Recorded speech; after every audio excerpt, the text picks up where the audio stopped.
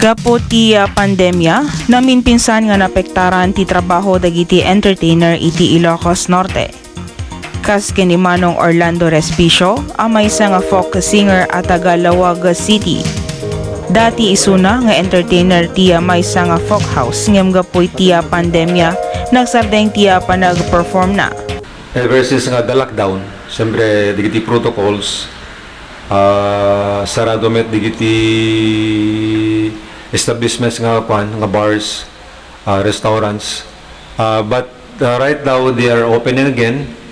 Pero nakapsut lahat na ti customer, aglaro ka digiti pagkantaan kasi limited met ti sumrek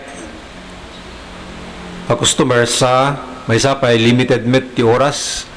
I think at the curfew na sa hanggang ti alas 10 ti rabi.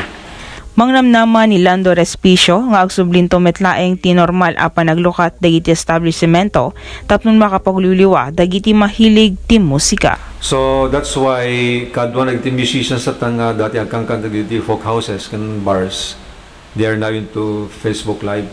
Kasla ka dati kumayso nga.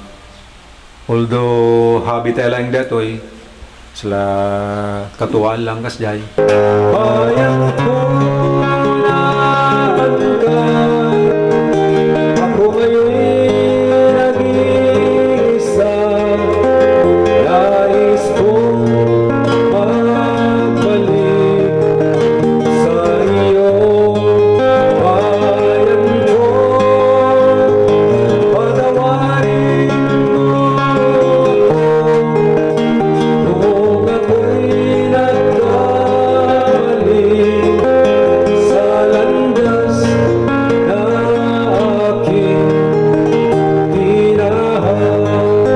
Para iti balitang Ilocos Online, Joan Agustin.